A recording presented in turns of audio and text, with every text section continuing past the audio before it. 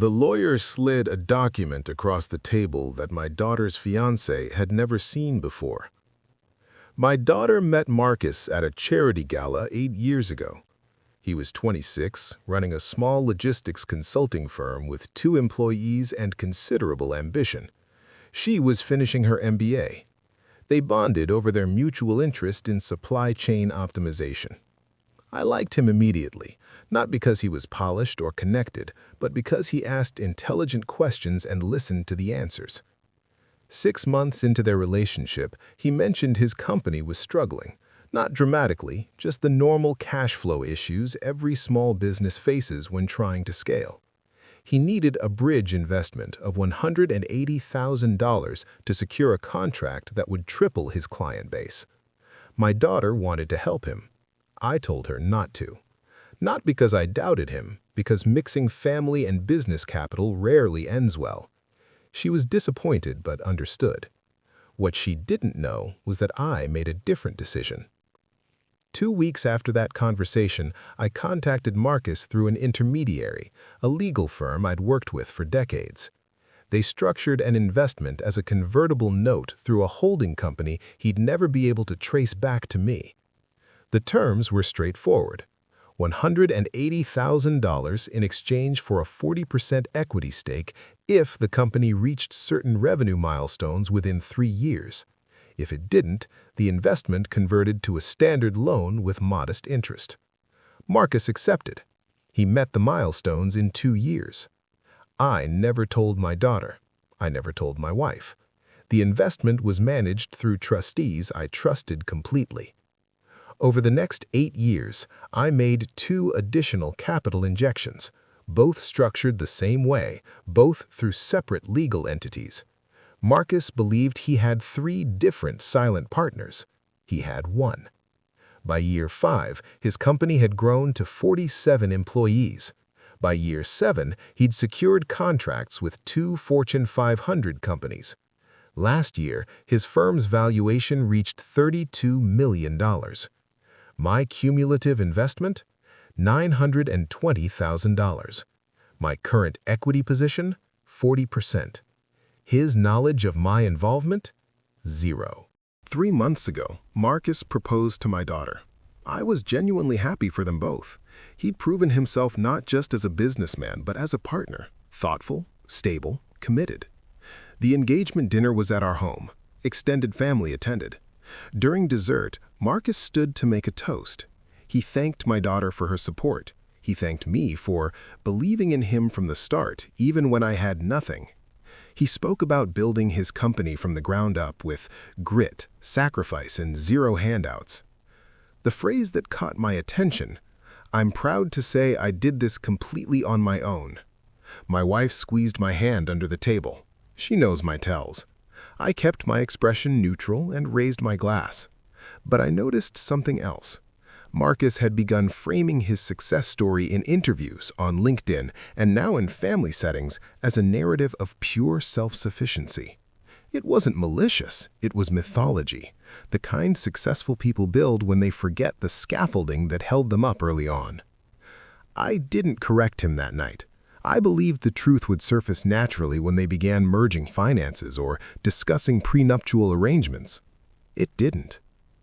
2 months before the wedding, my daughter asked to speak with me privately. She was concerned. Marcus had suggested she sign a prenuptial agreement. Not unusual, and I actually approved. But the terms were heavily weighted in his favor, structured around the idea that his business represented the primary marital asset. She asked if I thought it was fair. I asked if she'd reviewed his corporate structure. She said Marcus had shown her documents indicating he owned 87% of his company, with the remaining 13% held by early investors who preferred to stay anonymous. I asked if she'd requested a cap table, a document showing exactly who owns what. She hadn't. She'd trusted his summary. I didn't say anything that afternoon, but I made a phone call that evening. My attorney reviewed the prenuptial draft. His assessment? Legally sound, but built on an incomplete picture of asset ownership. If my daughter signed as written, she'd be waiving rights to equity that Marcus himself might not fully control. I asked my attorney a direct question. If a dispute arose over corporate ownership and one party discovered they'd been operating under incorrect assumptions about equity distribution, what would be the cleanest way to surface that information? His answer? A scheduled corporate review. Standard procedure before major life events like marriage. I authorized it. I didn't tell Marcus I'd initiated the review. I told him I was updating my estate plan. Completely true, and my attorney needed to verify any business entities connected to family members to ensure proper asset allocation. Marcus seemed slightly confused but cooperative. He provided access to his corporate filings. 3 weeks later, my attorney requested a meeting. He wanted both Marcus and my daughter present. He framed it as routine clarification. The meeting took place in a conference room I'd arranged to feel neutral. Not my office, not Marcus's, not my home. Just a quiet space with good lighting and a long table. My attorney arrived with 3 folders. He opened the first one and explained that my estate planning required full transparency about any investments I held that might intersect with my daughter's future household. Then he slid a document across the table. It was the original convertible note from 8 years ago, now converted into equity. Marcus's signature was at the bottom. So was the signature of the trustee who'd represented Greenfield Capital Holdings.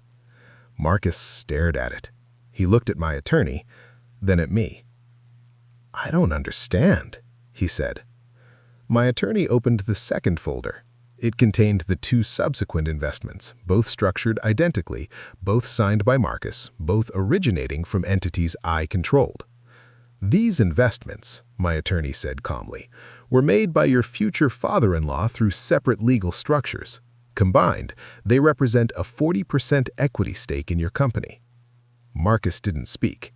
My daughter looked at me, her expression hovering between confusion and something else I couldn't quite read. I kept my voice level. "You needed help. I provided it. You didn't need to know it came from me. You needed to build the business without feeling obligated or compromised." Marcus's first reaction wasn't anger, it was disbelief. "You've owned 40% of my company for 8 years and never said anything." "Correct." "Why?" "Because you needed capital, not a father-in-law looking over your shoulder, and because my daughter cared about you. I wanted to know if you'd succeed without the pressure of family involvement." He leaned back in his chair, processing. The prenup. My attorney opened the third folder. "The prenuptial agreement, as written, assumes Mr. Marcus retains 87% ownership. That's incorrect. Any asset division would need to account for the actual equity structure, which includes your future father-in-law's majority stake." My daughter spoke for the first time. "You've been his partner this entire time?" "Silent partner," I corrected. "I never interfered, never attended board meetings, never influenced decisions. I only provided capital when the business model justified it." Marcus finally asked the question I'd been waiting for. "What do you want?" "Nothing," I said. "The equity structure stands. I'm not asking for board seats, decision-making authority, or recognition, but the prenup needs to reflect reality.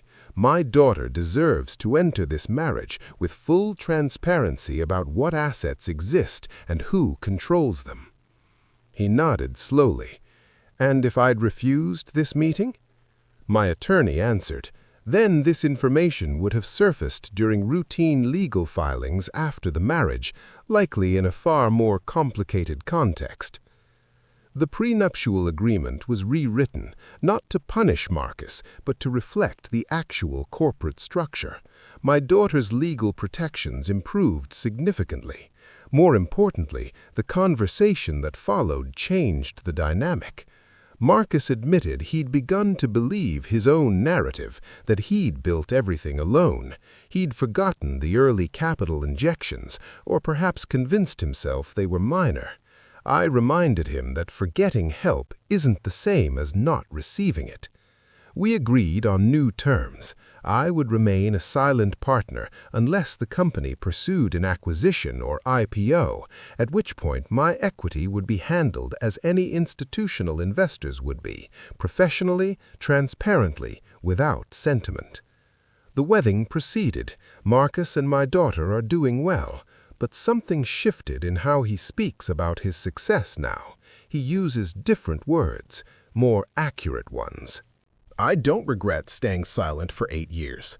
Anonymity allowed Marcus to grow without the weight of obligation, and it allowed me to assess his character without the distortion that comes when people know they're being watched. But silence has a limit. Eventually, the truth serves everyone better than the mythology. I didn't need credit. I needed clarity. And when the moment came to provide it, I did so calmly, through the proper channels, with the right people in the room. That's not control, that's stewardship. And sometimes the best investments are the ones nobody knows you made, until the moment knowing becomes necessary.